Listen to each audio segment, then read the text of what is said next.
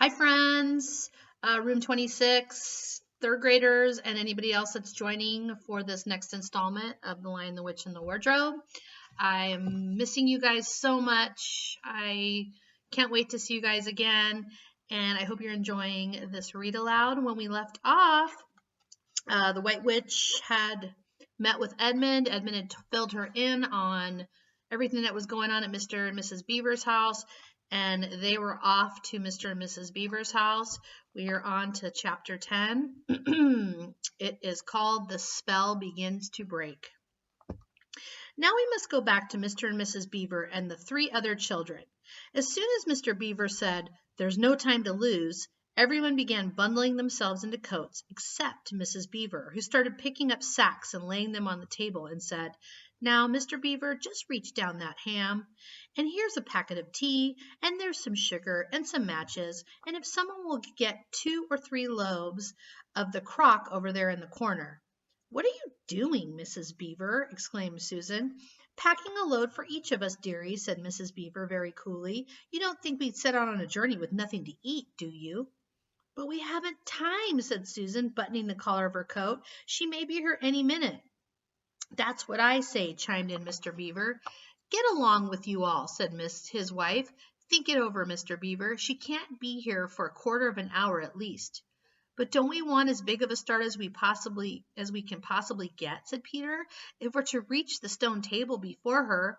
"You've got to remember that, Mrs. Beaver," said Susan. "As soon as she has looked in here and finds that we're gone, she'll be off at top speed." "That she will," said Mrs. Beaver, "but we can't get there before her whatever we do, for she'll be on a sledge and we'll be walking." "Then we have no hope," said Susan. "Now don't you go fussing, there's a dear," said Mrs. Beaver, "but just get half a dozen clean handkerchiefs out of the door. Course we've got hope. We can't get there before her, but we can keep under cover and go by ways she won't expect, and perhaps we'll get through." "That's true enough, Mrs. Beaver," said her husband, "but it's time we were out of this."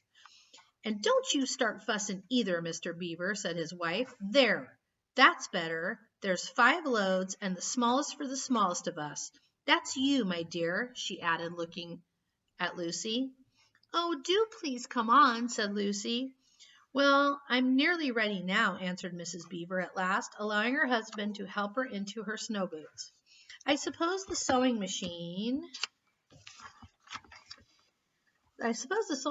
too heavy to bring."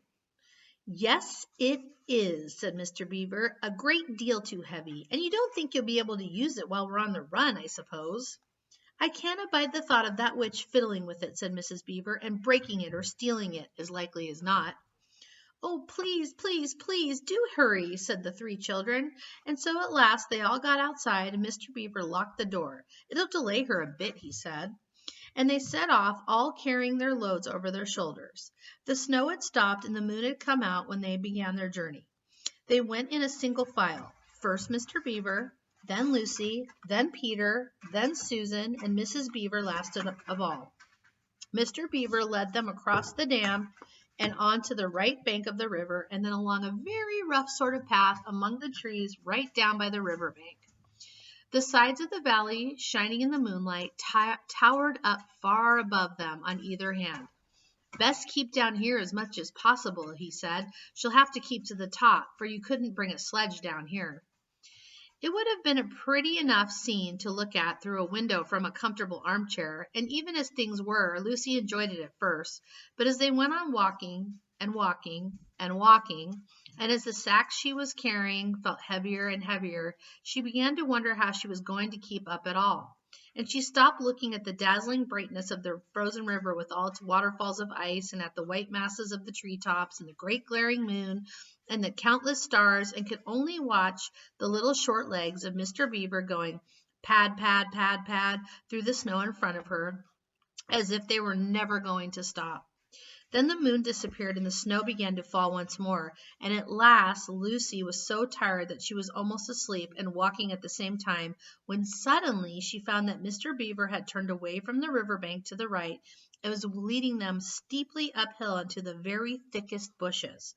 And then, as she came fully awake, she found that Mr. Beaver was just vanishing into a little hole in the bank, which had been almost hidden under the bushes until they were quite on top of it. In fact, by the time she realized what was happening, only his short, flat tail was showing. I forgot to show you guys a picture of the beavers. Whoop, getting ready.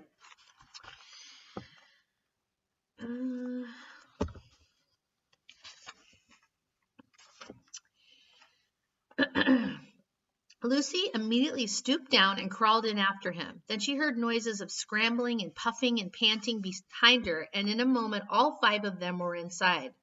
"Wherever is this?" said Peter's voice, sounding tired and pale in the darkness. I hope you know what I mean by a voice sounding pale. "It's an old hiding place for beavers in very bad times, and it's a great secret. It's not much of a place, but we must get a few hours of sleep." "If you hadn't all been in such a plaguey fuss when we were starting, I'd have brought some pillows," said Mrs. Beaver. It wasn't nearly such a nice cave as Mr. Tumnus's, Lucy thought, just a hole in the ground, but dry and earthy.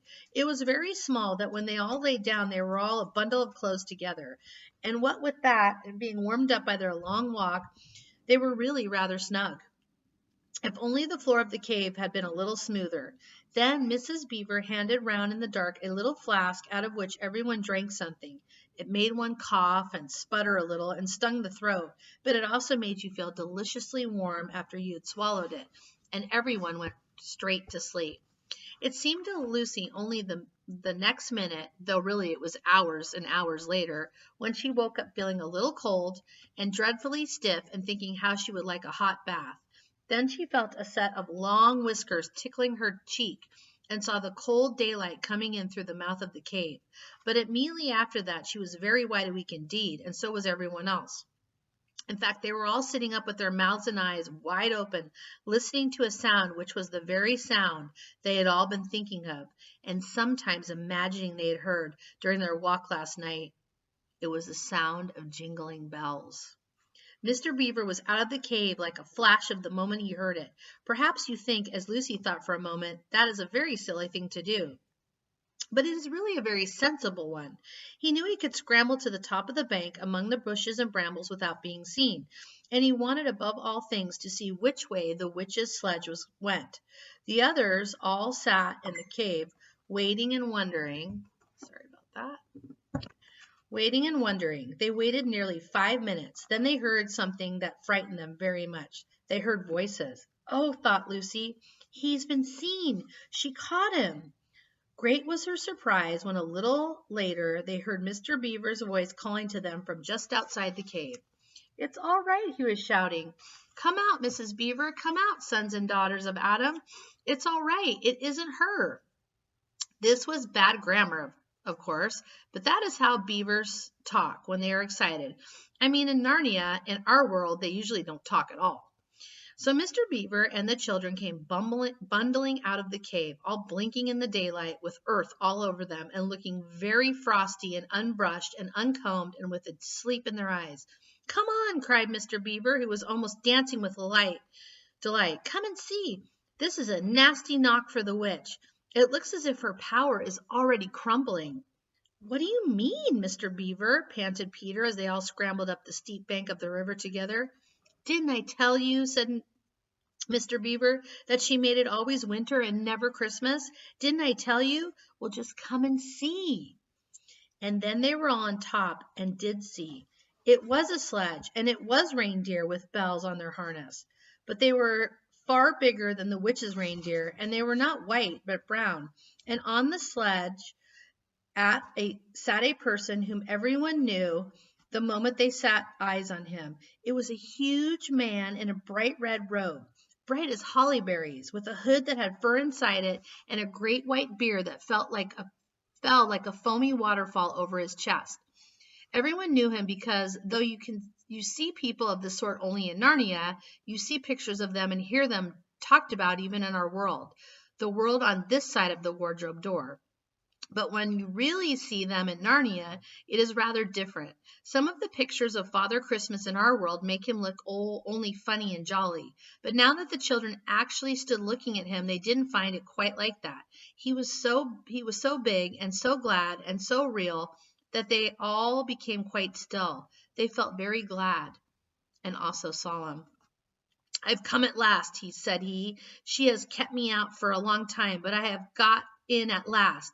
Aslan is on the move. The witch's magic is weakening." And Lucy felt running through her in that deep shiver of gladness which you only get if you are being solemn and still. "And now," said Father Christmas, "for your presents. There is a new and better sewing machine for you, Mrs. Beaver. I will drop it in your house as I pass." "If you please, sir," said Mrs. Beaver, making a curtsy. "It's locked up." "Locks and bolts make no difference to me," said Father Christmas. "And as for you, Mr. Beaver, when you get home you will find your dam finished and mended and all the leaks stopped and a new sluice gate fitted." Mr. Beaver was so pleased that he opened his mouth very wide and then found he couldn't say anything at all. "Peter, Adam's son," said Father Christmas. "Here, sir," said Peter. "These are your presents," was the answer, "and they are tools, not toys. The time to use them is perhaps near at hand. Bear them well." With these words he handed Peter a shield and a sword. The shield was the color of silver, and across it there ramped a red lion, as bright as a ripe strawberry at the moment when you pick it. The hilt of the sword was of gold, and it had a sheath and a sword belt and everything it needed, and it was just the right size and height for Peter to use. Peter was silent and solemn as he received these gifts, for he felt they were a very serious kind of present. "Susan, Eve's daughter," said Father Christmas, "these are for you." And he handed her a bow and a quiver full of arrows and a little ivory horn. "You must use the bow only in great need," he said, "for I do not mean you to fight in the battle. It does not easily miss, and when you put this horn to your lips and blow it, then wherever you are, I think help of some kind will come to you." Last of all he said, "Lucy, Eve's daughter," and Lucy came forward. He gave her a little bottle that looked like glass, but people said afterwards that it was made of diamond, and a small dagger. "In this bottle," he said, "this is a cordial made of the juice of one of the fire flowers that grow in the mountains of the sun. If you or any of your friends is hurt, a few drops of this will restore them. And the dagger is to defend yourself at great need, for you also are not to be in battle." "Why, sir?" said Lucy. I don't know, but I think I could be brave enough." "That is not the point," he said, "but battles are ugly when women fight." And now, here he suddenly looked less grave. "Here is something for the moment for you all." And he brought out, I suppose from the big bag at his back, but nobody quite saw him do it, a large tray containing 5 cups and saucers, a bowl of lump sugar, a jug of cream, a great big teapot all sizzling and piping hot. Then he cried out, "Merry Christmas! Long live the true king!" And he cracked his whip, and he and his reindeer and the sledge and all were out of sight before anyone realized that they had started. Peter had just drawn his sword out of its sheath and was showing it to Mr. Beaver when Mrs. Beaver said, now then, don't stand talking there till the tea's got cold. Just like men, come and help to carry the tray down, and we'll have breakfast. What a mercy, I thought, of bringing the bread knife." So down the steep bank they went and back to the cave, and Mr. Beaver cut some of the bread and ham into sandwiches, and Mrs. Beaver poured out the tea, and everyone enjoyed themselves. But long before they had finished enjoying themselves, Mr. Beaver said, "Time to be moving on now." Chapter 11. Aslan is nearer. Edmund, meanwhile, had been having a most disappointing time. When the dwarf had gone to get the sledge ready, he expected that the witch would start being nice to him, as she had been at their last meeting, but she said nothing at all, and when at last Edmund plucked up his courage to say, "Please, your majesty, could I have some Turkish delight? You said," she answered, "Silence, fool." Then she appeared to change her mind and said, as if to herself, "And yet it will not do to have the brat fainting on the way," and once more clapped her hands. Another dwarf appeared. "Bring the human creature food and drink," she said. The dwarf went away and presently returned bringing an iron bowl with some water in it and an iron plate with a hunk of dry bread on it.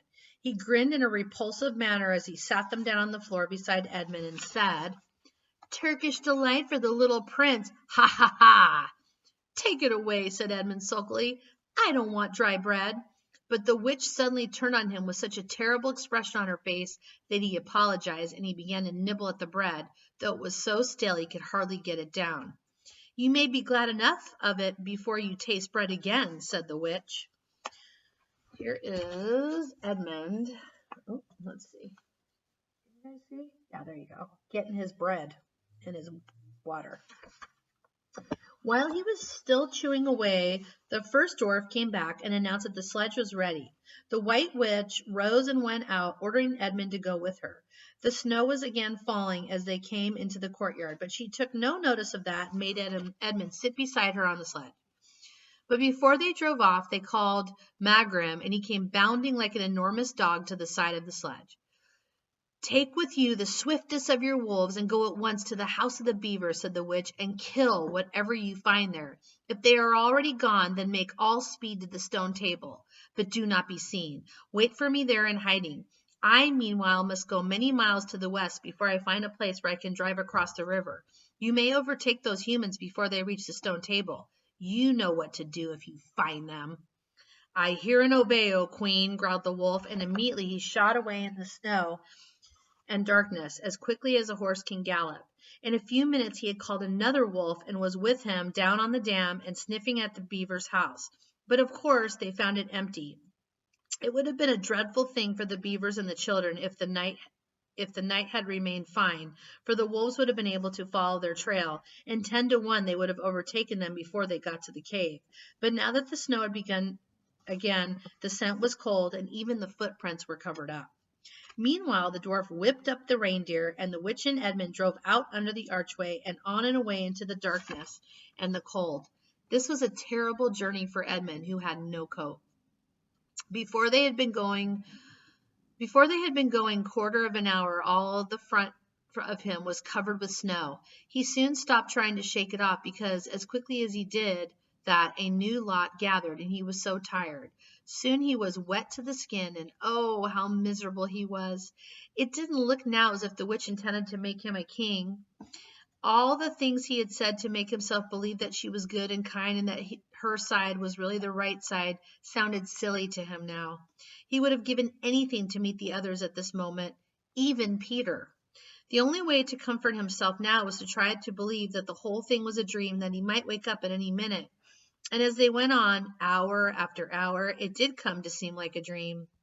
This lasted longer than I could describe, even if I wrote pages and pages about it. But I will skip on to the time when the snow had stopped and the morning had come and they were racing along in the daylight. And still they went on with no sound but the everlasting swish of the snow and the creaking of the reindeer's harness. And then at last the witch said, "What have we here? Stop!" And they did. How Edmund hoped she was going to say something about breakfast, but she had stopped for quite a different reason. A little way off, at the foot of a tree, sat a merry party, a squirrel and his wife with their children, and 2 satyrs and a dwarf and an old dog fox, all on stools around a table.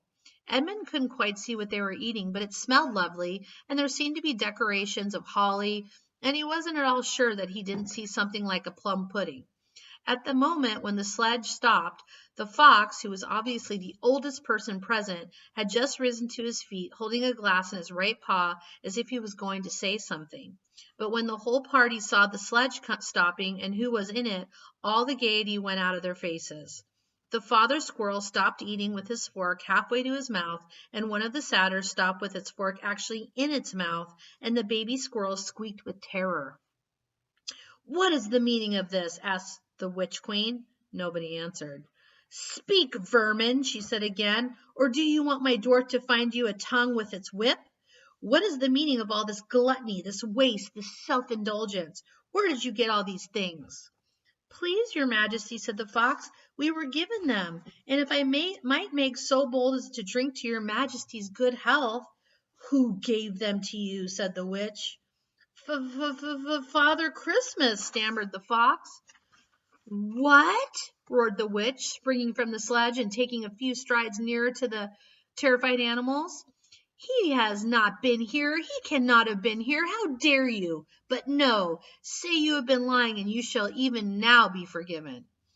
At that moment, one of the young squirrels lost its head completely. He has, it squeaked, beating its little spoon on the table. Edmund saw the witch bite her lips so that a drop of blood appeared on her white cheek. Then she raised her wand. Oh, please don't, shouted Edmund. But even while he was shouting, she had waved her wand, and instantly, where the merry party had been, there was only statues of creatures, one with its stone fork fixed forever halfway to its stone mouth, seated around the stone table on which there was stone plates and stone plum pudding. Here it is, the scene. Let's see. So there they are, and there is the witch.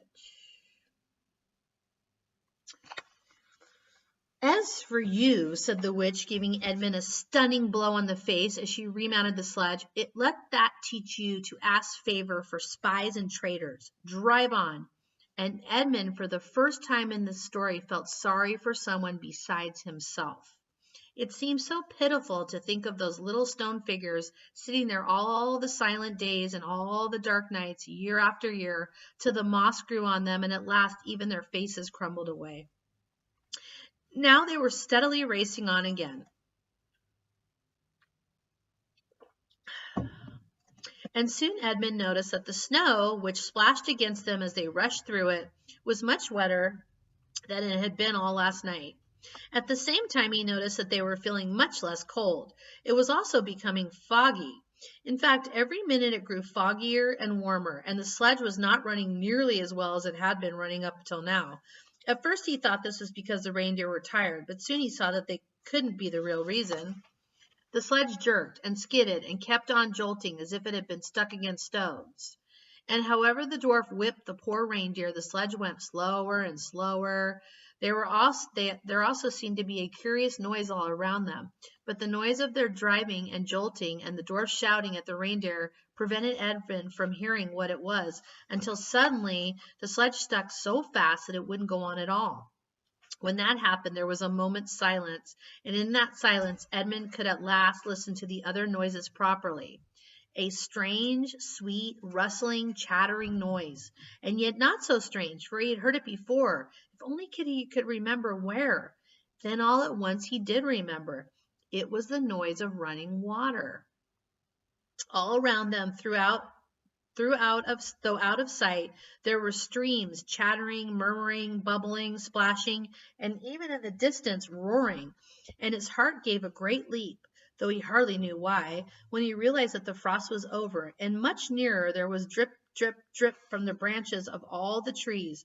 And then he looked at one tree, he saw a great load of snow slide off of it, and for the first time since he had entered Narnia, he saw the dark green of a fir tree. But he hadn't time to listen or watch any longer, for the witch said, "Don't sit staring, fool! Get out and help!" And of course Edmund had to obey. He stepped out into the snow, but it was really only slush by now, and he began helping the dwarf to get the sledge out of a muddy hole it had got into. They got it out in the end, and by being very cruel to the reindeer, the dwarf managed to get it on the move again, and they drove a little further. And now the snow was really melting in earnest, and patches of green grass were beginning to appear in every direction. Unless you have looked at a world of snow as long as Edmund had been looking at it, you will hardly be able to imagine what a relief those green patches were after the endless white. Then the sledge stopped again. "It's no good, your majesty," said the dwarf. "We can't sledge in this thaw." "Then we must walk," said the witch. "We shall never overtake them walking," growled the dwarf, "not with the start they've got." "Are you my concealer or my slave?" said the witch. "Do as you're told. Tie the hands of the human creature behind it and keep hold of the end of the rope. And take your whip and cut the harness off the reindeer. They'll find their way home." The dwarf obeyed, and in a few minutes Edmund found himself being forced to walk as fast as he could with his hands tied behind him.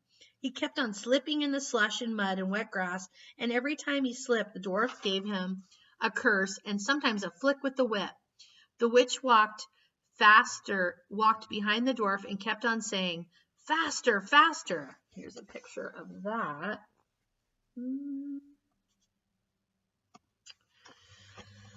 Every moment the patches of green grew bigger and the patches of snow grew smaller. Every moment more and more of the trees shook off their robes of snow. Soon, wherever you looked, instead of white shapes, they saw dark green of firs or the black prickly branches of bare oaks and the beeches and the elms. Then the mist turned from white to gold and presently cleared altogether. Shafts of delicious sunlight struck down onto the forest floor, and overhead you could see blue sky between the treetops. Soon there were more wonderful things happening. Coming suddenly around a corner into a glade of silver birch trees, Edmund saw the ground covered in all directions with the little yellow flowers. The noise of the water grew louder. Presently they actually crossed a stream. Beyond it they found snowdrops growing. Mind your own business, said the dwarf when he saw that Edmund had turned his head to look at them. He gave the rope a vicious jerk. But of course this didn't prevent Edmund from seeing. Only 5 minutes later he noticed a dozen crocuses growing around the foot of an old tree, gold and purple and white. Then came a sound even more delicious than the sound of water. Close beside the path they were following, a bird suddenly chirped from the branch of a tree. It was farther. it was answered by the chuckle of another bird a little farther off. And then, as if that had been a signal, there was a chattering and a chirping in every direction. And then a moment of full song, and within 5 minutes, the whole wood was ringing with birds' music wherever Edmund's eyes turned, and he saw birds alighting on wherever Edmund's eyes turned, he saw birds alighting on branches, or sailing overhead, or chasing one another, or having their little quarrels, or tidying up their feathers with their beaks. Faster, faster, said the witch. There was no trace of fog now. The sky became bluer and bluer, and now there were white clouds hurrying across it from time to time. In the wide glades there were primroses. A light breeze sprang up, which scattered drops of moisture from the swaying branches and carried cool, delicious scents against the faces of the travelers. The trees began to come fully alive. The larches and birches were covered with green, and the laburnums were gold. Soon the beech trees had put forth their delicate, transparent leaves, and the travelers walked under them the light. As the travelers walked under them, the light also became green. A bee buzzed across their path. This is no thaw, said the dwarf, suddenly stopping. This is spring. What are we to do? Your winter has been destroyed, I tell you. This is Aslan's doing. If either of you mentions that name again, said the witch, he shall instantly be killed. And that is where we're going to stop today. I hope you guys are doing great. I'm thinking about you all the time. I hope you're having fun with your families and doing fun things in your house, just with your family. Until tomorrow.